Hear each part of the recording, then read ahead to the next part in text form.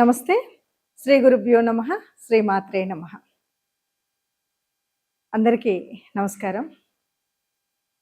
మనం ప్రతి మాసం ప్రత్యేకించి మాస ఫలితాలు, పక్ష ఫలితాలు తెలుసుకుంటున్నాం.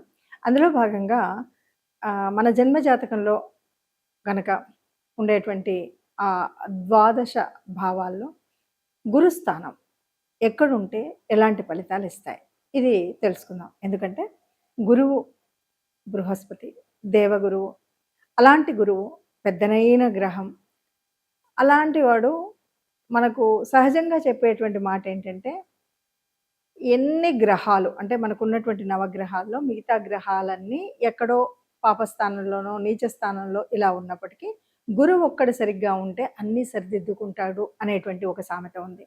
అంటే గురువు గ్రహం ఒక్కటి మనకు దీవెనలు, గురుగ్రహపు దీవెనలు కనుక ఉన్నట్టయితే చక్కగా మనకి ఏ రకమైన దోషాలు ఉండకుండా ఉంటాయి అని తెలుస్తుంది. మరి అలాంటప్పుడు ఈ గురుగ్రహం యొక్క కారకత్వాలు ఏంటి, గురుగ్రహం ఎక్కడ అంటే దానివల్ల ఉపయోగాలు ఏంటి, మనకి ఏ రకంగా ఉంటుంది అంటే చెప్పాలి అంటే చాలా అత్యంత పవిత్రమైనటువంటి గ్రహం ఈ గురుగ్రహం అని చెప్తాం. ముఖ్యంగా విద్యకు అంటే కంటే కూడా జ్ఞానానికి ప్రతీక అని చెప్తాం. వేద విజ్ఞానానికి ప్రతీక అని చెప్తాం. పాండిత్యం బాగా వచ్చేటువంటి స్థితి అని చెప్తాం. అంతేకాదు గురువు అనేవాడు ఎప్పుడైనా సహజంగా నిజ జీవితంలో కూడా ఎలా ఉంటాడు, ఒకరికి మార్గదర్శనం చేస్తుంటాడు. సత్యం ఎటువైపు ఉంటే అటు ఉంటాడు, ధర్మం ఎటువైపు ఉంటే అలా ఉంటాడు కదా. అందువల్ల గురుగ్రహం యొక్క స్థితిని బట్టి మనకేం తెలుస్తుంది అంటే, గురువు ఎప్పుడూ కూడా సత్యాన్ని మాట్లాడిపిస్తాడు. ఇది మనకు కనిపించేటువంటి స్థితి. మరి సత్యాన్ని మాట్లాడిపిస్తాడు కదా, అట్లాగా ఇంకా ఏం చేస్తాడు గురుగ్రహం మనకు అంటే, ఎక్కువగా ఆయన అంటే గురుగ్రహం మంచిగా ఉన్నప్పుడు మనం చేసేటువంటి పనులు ఏంటంటే, ఒక దేవాలయాలు ఉన్నాయనుకోండి, దేవాలయాల కన్స్ట్రక్షన్స్ చేయడానికి తోడ్పడము, పునరుద్ధరణ చేయడము, లేదు యజ్ఞయాగాదులు చేయడము, లేదు మనం తీర్థయాత్రలకు వెళ్ళడము, అలాగే కావ్యాలు చదవడము, కావ్యాలు రచించడము, ఇలాంటివన్నీ కూడా ఎవరు చేస్తున్నారంటే గురువు మంచి స్థానంలో ఉన్నటువంటి వాళ్ళు. అంతేకాదు గురు కారకత్వాల్లో మనకు కనిపించేటివన్నీ కూడా ఇవన్నీ. అంతేకాకుండా గురువు అంటే భోజన ప్రియుడు, కాస్త వ్యాపకత్వంలో కూడా ఎక్కువగా ఉంటుంది. ఒళ్ళు అది కొంతకాలానికి వచ్చేటువంటి ఉంటాయి. ఇంకా గురువు కారకత్వాల్లో చెప్పాల్సి వచ్చేటువంటివి ఏంటంటే సభలు, సన్మానాలు. తర్వాత గురువు ఎప్పుడు కూడా పూజనీయుడు. ఎవరైనా సరే ఒక మర్యాద ఇస్తూ ఉంటారు. ధార్మికంగా సమాజంలో ఒక గొప్పనైన స్థితి ఉంటుంది. అట్లాగే గురువుకి దయ, దాక్షిణ్యం ఇవన్నీ ఉంటాయి. ఎక్కడైనా సరే ఎప్పుడైనా సరే కాలానుగుణంగా దైవ దర్శనాలు చేయడం, పరోపకార చింతన, ఇది చాలా ముఖ్యమైనటువంటి విషయం. తనకున్నా లేకపోయినా ఇంకొకరికి ఉపకారం చేయాలి అనేటువంటి స్థితి ఉంటుంది. తర్వాత ధర్మాన్ని కాపాడడం కోసం వెనకాడకుండా ఉంటారు. అలాగే 10 మందికి మంత్రోపదేశం చేయడం కానీ, విజ్ఞాన శాస్త్రాన్ని అందించడం కానీ ఇవన్నీ కనిపిస్తూ ఉంటాయి. ఇంకా వీళ్ళు కన్స్ట్రక్షన్ కానీ, డెవలప్మెంట్ కానీ ఇవన్నీ చేసేటప్పుడు భజన మంత్రాలు, కళ్యాణ మండపాలు ఇలాంటివి ఉంటాయి కదా, వీటిని చేయించడానికి ఉంటాయి. ఇంకా ఒక తండ్రికి, గురువుకి ఇలాంటి వాళ్ళకి చాలా విలువ ఇవ్వడం, తండ్రికి చాలా గౌరవం ఇవ్వడం, ఇవన్నీ కూడా గురువు కారకత్వాలే అవుతాయి. ఇంకా పౌరోహిత్యం వహించే వాళ్ళు చాలా కూడా గురు కారకత్వంలో ఒకటి. తర్వాత ధర్మ సంస్థాపన, ఇది ఇంకా వేదాలు చదవడం, సంస్కృతం చదవడం, మాతృభాషకు విలువ ఇవ్వడం, ఇవన్నీ కూడా ఎక్కువగా కనిపిస్తాయి. ఇంకా హోమాలు, ఇంకా సమయస్ఫూర్తి బాగా కలిగిన వాళ్ళు ఈ గురువు మంచి స్థానంలో ఉన్న వాళ్ళు ఉంటారు. తర్వాత గురువు యొక్క ముఖ్య కారకత్వం వాక్. ఎవరితో మాట్లాడినా మనం మాట్లాడితే వాళ్ళు కాస్త అట్రాక్ట్ అవుతూ ఉంటారు, మన మాట వింటూ ఉంటారు, మన మాటని గురూపదేశంగా తలుస్తూ ఉంటారు. కాబట్టి ఇది ఒకటి. ఇంకా ఎక్కడైనా అవసరమైనప్పుడు మనల్ని మధ్యవర్తిగా పెడుతూ ఉంటారు. అంటే గురువు మన దాంట్లో కనుక మంచిగా ఉన్నట్టయితే ఆ గురువు పొజిషన్ బట్టి గురువుకుండే కారకత్వాల్లో ఒకటి అయినటువంటిది ఏంటంటే, అయ్యా మీరైతే కరెక్ట్ చెప్తారు, మీరు రండి మధ్యలో అని మనల్ని పిలుస్తూ ఉంటారనమాట. అన్నింటికీ ముఖ్యం ఏంటంటే ధనానికి కారకత్వం వహించేవాడు. ఇంకా చెప్పాలి అంటే ధనం ఏంటి అంటే సంతృప్తికి చాలా మూల కారణమైనటువంటి వాడు. ఓవరాల్గా చెప్పాలంటే పెద్ద గ్రహం గురుగ్రహం. ఇంకా ఒక తన స్థానం నుండి మళ్ళీ తిరిగి రావాలి అంటే ఎంత పడుతుంది అంటే 12 సంవత్సరాలు పడుతుంది. అందుకే మళ్ళీ ఆ స్థానం వచ్చేసరికి 12 సంవత్సరాలు మనం వింటూ ఉంటాం. గురుగ్రహం ఒక గ్రహం నుండి ఒక రాశి నుండి మరొక రాశికి మారుతూ ఉంటుంది కదా. అలా 12వ సంవత్సరం మళ్ళీ అక్కడికి వచ్చేసరికి మనకి ఏమొస్తుందంటే, ఒక్కొక్కసారి మనకి ఒక్కొక్క పుష్కరం వస్తుంది, ఒక్కొక్క నదికి పుష్కరం వస్తుంది. ఇది మనకు తెలిసినటువంటి విషయం. ఇలాంటి గొప్పనైనటువంటి గురువుకి మరి ఆయనకి ఈ మన జ్యోతిష్య చక్రంలో, జాతక చక్రంలో అంటే సహజ చక్రం ఏదైతే ఉందో అందులో ఉచ్చ నీచ ఉంటాయి కాబట్టి ఆయనకు గురువుకి మరి తన స్వంత ఇల్లు ఏది అంటే ధనుస్సు రాశి, అలాగే తన ఇంకొక ఇల్లు ఏది అంటే మీన రాశి. ఇక ఆయనకు ఉచ్చం కర్కాటకం, నీచం మకరం. మరి ఇలాంటి పరిస్థితులలో గురువు ఒక్కొక్క భావంలో ఉంటే ఎలా ఉంటుందో చూద్దాం. 6వ ఇంట్లో గురువు ఉంటే ఎలా ఉంటుంది? 6వ ఇల్లు అనగానే దేనికి సంకేతం? అప్పు, రోగాలు, శత్రువులు, ఇది కదా మనకు తెలిసేది. ఇంకా ఇంతే కాకుండా బాగా సర్వీస్ ఓరియంటెడ్ అంతా కూడా 6వ ఇంట్లో ఉంటుంది. బాగా 6వ ఇల్లు యాక్టివ్గా ఉంది అంటే వీళ్ళు ఎప్పుడు ఏదో ఒక పని చేస్తుంటారు, ఎవరికో ఒక రకంగా సాయం చేస్తుంటారు. అయితే ఈ 6వ ఇంట్లో గురువు ఉన్నప్పుడు ఒకవేళ మనము ఈ 6వ ఇంట్లో గురువు ఉంటే అంతా బాగానే ఉంటుంది, కానీ కొన్నిసార్లు మనము తెలియకుండానే అధర్మం వైపు మనం సపోర్ట్ చేసాం అనుకోండి, అప్పుడు ఏమవుతుందంటే చాలా అవమానాలు పొందుతారు. దీనికి మనము ఒక కథ చెప్పుకోవచ్చు. ఇప్పుడు మనకి మహాభారతంలో ఉంది, గురువు ద్రోణాచార్యుడు, కానీ కావాలని కాకపోయినా ఆయన అధర్మమైనటువంటి కౌరవుల వైపు ఉన్నాడు. అందువల్ల అవమానం పొందాడా లేదా అంటే పొందాడు. అలాంటివి మనకు ఎగ్జాంపుల్గా కనిపిస్తూ ఉంటాయి. ఇక ఉద్యోగము అంటే అంతగా రాదు వీళ్ళకి, నిజం చెప్పాలంటే వ్యాపారం చేయడమే ద బెస్ట్ అని చెప్పొచ్చు. ఇక ఏదైనా సరే ఎట్లా అంటే తన వారి చేతుల్లోనే ఉంటుంది, తన చేతుల్లో.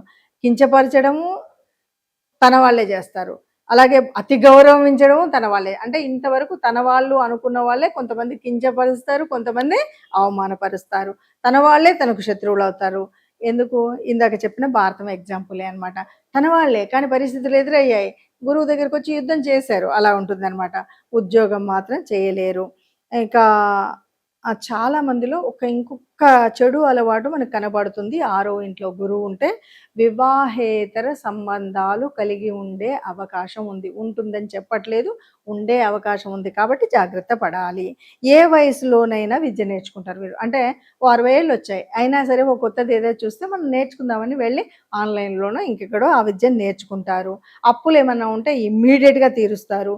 జబ్బులు ఉంటే తగ్గిపోతాయి, గురువు మంచిగా ఉంటాయి. ఎందుకంటే ఇది మనం ఏంటి, అప్పులు, రోగాలు, శత్రువు అన్న కదా, వీళ్ళకి అలాంటివి ఏవి ఉండకుండా ఉంటాయి. ఇక 5వ దృష్టితో 10వ ఇంటిని చూస్తారు. 5వ ఇంటి అంటే పిల్లలు సంపాదించి పెడితే పిల్లల నీడలో మనం ఉంటామని అర్థం. 5వ ఇల్లు 10 ఉద్యోగ స్థానం. ఈ ఉద్యోగ స్థానంలో మనకు ఉద్యోగం చేయడానికి నచ్చదు. దాంతో ఏంటంటే ఇది పిల్లల్ని ఎలా ప్రొటెక్ట్ చేస్తున్నాం, అట్లాగే ఇక్కడ ఒకటి ఉద్యోగం పిల్లల నీడల్లో ఉన్న బాస్ ఉంటాడు. కొన్నిసార్లు వాళ్ళకి ఏమవుతుందంటే బాస్ని మనం చిన్నపిల్లలాగా ప్రొటెక్ట్ చేస్తాం అనమాట, మనం ఆఫీస్లో పనిచేసి. ఇలాంటిది కూడా ఉంటుంది. ఇక 9వ దృష్టితో 2వ ఇంటిని చూస్తారు. 9 అంటే భాగ్యస్థానం, అక్కడ పూజలు పునస్కారం. అంటే 2వ ఇంట్లో ఎప్పుడు కూడా పుణ్యకార్యాలు, మంచి కార్యాలు ఇవన్నీ జరుగుతూ ఉంటాయి. నిత్యంగా ఏదో ఒక మంచి కార్యం జరుగుతూ ఉంటుంది. 7వ ఇంటితో 12ని చూస్తాడు. ఎక్కువగా ఎందుకంటే ఎక్కువ మందితో వేరే రకమైన రిలేషన్స్ ఇలాంటివి పెట్టుకునే అవకాశం ఉంటుంది అని శాస్త్రం చెప్పినటువంటి మాట. మనం ఇప్పటి వరకు చెప్పుకున్నటువంటిది చూసాం కదా. అంటే గురు గ్రహం బాగుంటే ఇలా ఉంటాయి. మనం ఇప్పటి వరకు చెప్పినట్లు అన్నిట్లలో గురు ఉన్నాడు కాబట్టి చదువు వస్తుంది, గురువు ఈ స్థానంలో ఉన్నాడు కాబట్టి పెళ్ళి అవుతుంది, లేకపోతే అప్పులు తీరుతాయి, ఇలాంటివన్నీ మనం చెప్పుకుంటూ వచ్చాం. అంటే గురువు యొక్క గొప్పతనం ఏంటంటే అనేక తప్పులు ఉన్నప్పటికి కూడా అంటే మిగతా గ్రహాల యొక్క కారకత్వాలు సరిగ్గా లేకపోయినా, వాళ్ళు ఉండేటువంటి పొజిషన్ సరిగ్గా లేకపోయినా గురువు ఒక్కడు ఉపకరిస్తే ఇన్ని బాగుంటాయని చెప్పుకున్నాం. మరి ఇన్ని చెప్తున్నారు, మరి అందరికీ ఇలాగే ఉంటుంది కదా, ఎందుకు మాకు బాగాలేదు? ఇది ప్రశ్న దాదాపుగా వస్తుంది. అయితే ఇక్కడ మనం ఆలోచించాల్సింది ఏమిటి అంటే, మనకు కేవలం జన్మజాతకంలో ఉన్నటువంటిదే కాకుండా నవాంశలో ఎట్లా ఉంది. ఎందుకంటే ఇప్పుడు వివాహం, వ్యాపారం ఇలాంటివన్నీ కూడా మనం నవాంశలో చూస్తాం. నవాంశలో గురుస్థితి ఎలా ఉంది, ఇది కూడా మనం చూసుకోవాల్సినటువంటిదే. కొన్నిసార్లు మనం చార్ట్స్ అన్నీ కూడా చూడాలి. కేవలము D1 D9 మాత్రమే కాకుండా D10 ఇలాంటి ఉద్యోగం అనుకో, D10 చూడాలి. అలా చూసినప్పుడు మనకి ఇవన్నీ కూడా కోఇన్సిడెన్స్గా మనకు అన్నీ కూడా సింక్ అవుతే ఇది తప్పకుండా జరుగుతుంది. లేదు అన్నప్పుడు మనం ఎందుకు గురుగ్రహం వల్ల వచ్చేటువంటి ఫలితం మనకు ఎందుకు రాలేదు, ఇది గ్రహించినట్టయితే మనం కొంత పరిహారం చేసుకోవాలి. ఏం పరిహారం చేయాలి? పెద్దగా అక్కర్లేదు.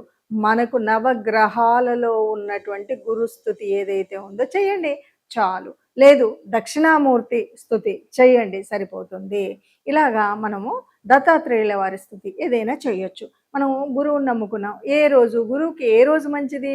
గురువారం మంచిది. అందరికీ తెలిసిందే కదా! గురువు బృహస్పతి వారం ఏది అంటే గురువారం. గురువారం రోజు మనం ఎంత నిష్టగా ఉండాలి. ఇంకా ఏం చేయొచ్చు అంటే గురువులు, పెద్దలు, తండ్రి ఇలాంటి వాళ్ళని ఏ రోజైనా ఎప్పుడైనా మనం మర్యాదపూర్వకంగా వాళ్ళతో మెలగడం అనేటువంటిది చాలా ముఖ్యం.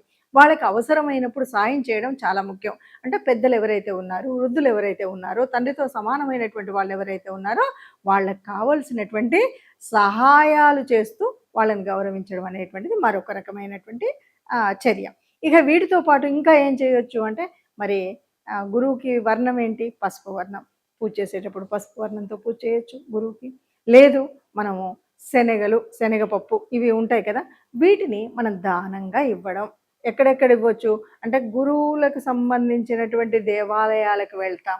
అక్కడ మనం అక్కడ మనకు తోచినంత ఇవ్వగలిగినంత శక్తి మేరకు దాన ధర్మాలు చేయడం కూడా ముఖ్యమైనటువంటిది. అలా దాన ధర్మాలు చేసేటప్పుడు మన గురువు అనుకరిస్తాడు.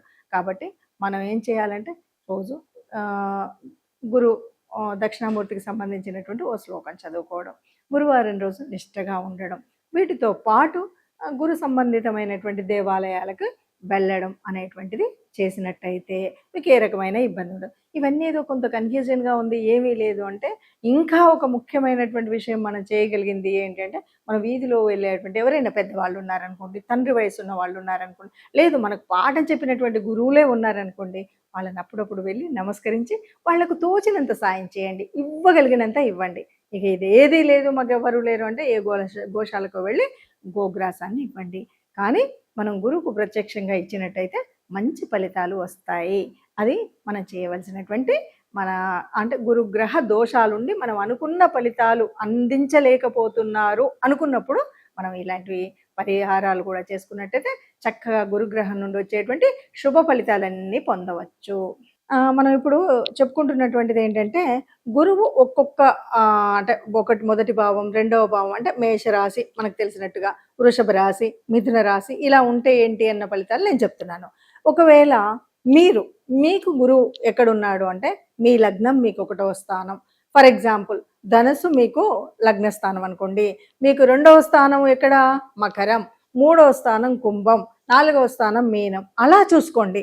అలా చూసుకున్నప్పుడు ఈ చెప్పినటువంటి ఫలితాలు సరిగ్గా ఉంటాయి. అంతే నేను ఒకటన్నాను, నేను మేషరాశి కాబట్టి మేషరాశిలో చెప్పారు కాబట్టి మీరు మేషంలో చూసి ఇంకొక లగ్నం ఉంటే కుదరదు. ఇది ఒకటి దృష్టిలో పెట్టుకొని ఈ ఒక్కొక్క అంటే గురువు ఏ భావాల్లో ఉన్నప్పుడు ఎలా ఫలితాలు ఇస్తారో మనం చూద్దాం.